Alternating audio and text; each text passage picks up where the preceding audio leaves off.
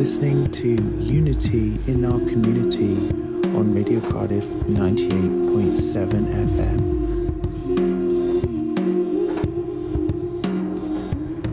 FM. Welcome back. We're talking to the Wild Woman of the Wye, and we're talking all about water again today, and what we can do to help stop the pollution, like in our rivers, in Wales and beyond. So we were just chatting, and you mentioned that one of the fourth biggest pollutants is spot-on treatment for dogs, which is terrible. Well, there's 11 million dogs in our country. We're dog lovers, and also cats. And the treatment where you've got spot on, which you put on the back of the neck of the animal, one drop of that can kill 60 million bees, and it's having an absolutely devastating effect on our waters. And it's not just if your pet is swimming in the river or the sea, it's when you wash them at home, that goes down the plug. And that ends up in our rivers. There's so many natural remedies that you can use out there that aren't so harmful. 5 years, the chemical that is in spot on was banned in farming, but still we are using it on our pets. And also the effect that it has on our pets as well. There's been research that shows it's really harmful for our animals as well. And I literally went into Pets at Home not so long ago, and I asked the manager about why they were still selling it, and they knew nothing about it. All the vets now are starting to come on board and realising, how dire it is. But the big pet stores, they've got no idea. And supermarkets sell it as well. Yeah. I mean, it's everywhere.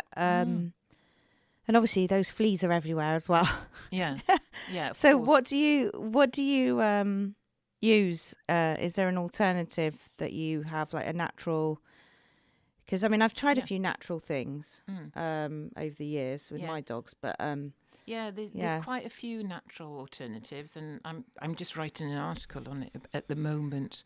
But you need to research that. There's rubbish online, but you need to be researching that as well.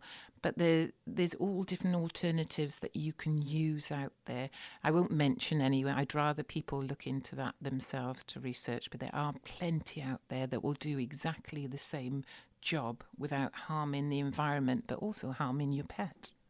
Yeah, well, that's a good thing to worth looking into. So let's talk a bit about there's some if you can talk about it. So it's been announced, that the environmental agency are being taken to court now because they basically don't do their job properly. So Natural Resource Wales, which is in Wales, and the Environment Agency is in England, obviously. And those have drastically let our rivers and our seas down. And I've been in Westminster with both of them. And even the Welsh Affairs Committee have said, it's dire what's happening. And there's no fines out there. There's no protection of our rivers from them. So the last resort is, on the Wye, to take them to court. And River Action UK, who Charles Watson, who's the chair, have been really mighty in this. They've got the backing of some really powerful solicitors and people behind them, Fergal Sharkey. And so on the 7th and the 8th of February, obviously I will be there because I'm part of it. And I was guest speaker for River Action in Parliament last year. It's horrible to come to this though, because all we are asking, like in Wales, Natural Resource Wales, they prosecuted a man for panning for gold, £3,000. But we've got thousands of data on the Wye, the Usk, many other rivers, and in England as well, because obviously the Wye runs through England and Wales, so it crosses border. Nature knows no border. But we've got a huge amount of data that we could share with these agencies, where we could show them it's credible data. It's got scientists backing it up, universities backing it up. You know, we're doing their job for them. We don't need money thrown into them. They're not lacking funds. They're lacking their responsibility. And on the Wye, the Environment Agency and Natural Resource Wales have let our river down. So, last resort, I always say to people, you know, I've been going for years campaigning now, you know, aggression doesn't bring progression, and I will always stick to that. But persistence does. And if you can't get it one way, you're going to have to take it through the courts.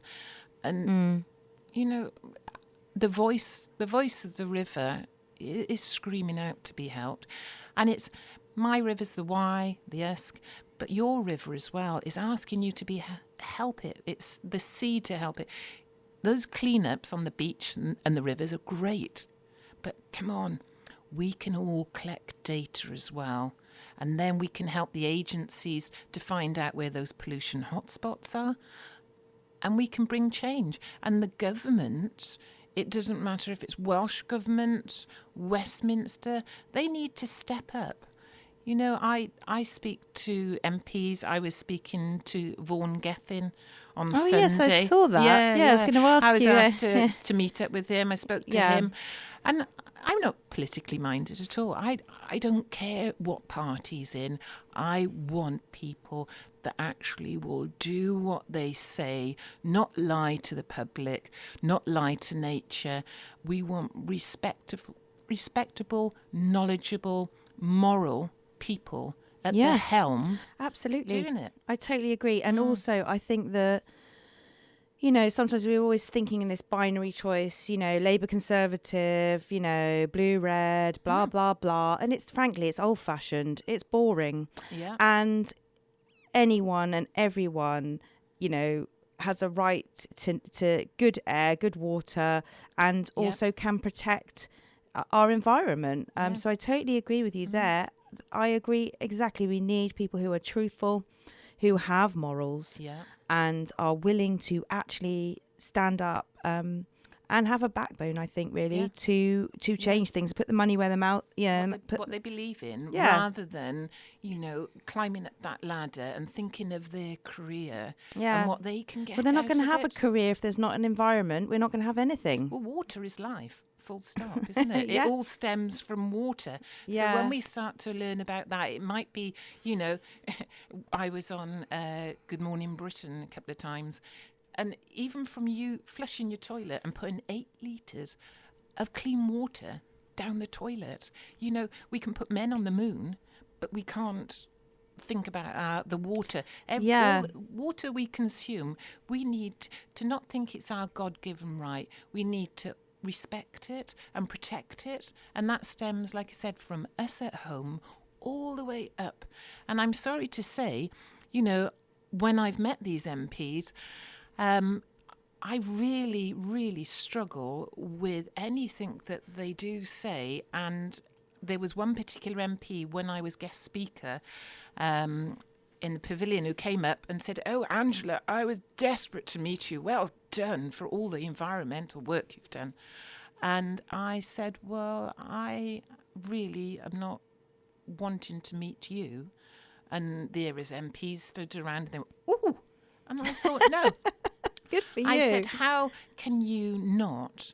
You know, you think of that farmer on the lug that decimated, you know, over a kilometre of the river. Oh, I remember that. Yeah, ripped up the trees. I think it was 76 trees, flattened the earth, killed all the wildlife off. That was going on for years. He had many warning letters. And in the end, you know, he got taken to court. He got I think it was £1.2 million fine and sentenced to a year. Well, thank goodness, you know. And then we've got the MP Bill Wiggin, who's up there, you know, trying to shake my hand and saying, well done, when he, you signed a petition to get that person out of prison, and he couldn't understand why environmental law should go in the same hand as protecting human law. And you're like, I just walked away from him, you know. But this is what we're up against. We're up against like a boys' school up there where everybody is bouncing off of each other and seeing what they can get from the equation. When will we learn in life that it isn't all about self? You know, nature holds its arms out to everybody. And unless we protect that, we've got nothing. No, I absolutely agree. I love listening to what you're saying because it really rings true in my heart. You know, it's so important. And I absolutely agree with you. And I'm so grateful to hear that, you know, I think we're kind of like put into these constraints of like, we always have to be polite. And I think we've got to this point now where, no, we have to actually be very truthful, not be horrible or, you know, but just truthfully say, no, you know, you were truthful. I don't want to talk to you because you actually haven't done your job. You haven't stood up for the environment, you know. And that's, it's like, you know, David Davis, he asked to come swimming with me. I took him swimming a few years ago. I knew he was going to use it as a media stunt for him. And then a few days later, voted the opposite for more sewage to go in there.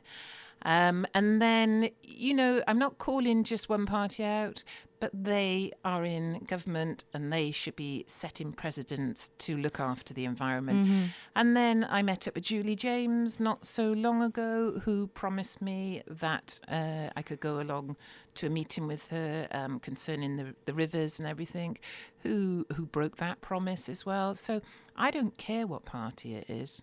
I just want truthful people that care. And, you know, I don't suffer fools lightly. And why should you? You know, I think we're like in this, we need people like yourself, you know, who can, you know, stand up, you know, and actually what you're doing is having ripples everywhere. You know, you're setting up these other groups and it is going to court, and hopefully these, you know, the Environment Agency and Natural Resource Wales will be held to account, because I know that Good Law Project tried to take, I think it was Powys Council but it didn't happen, did it?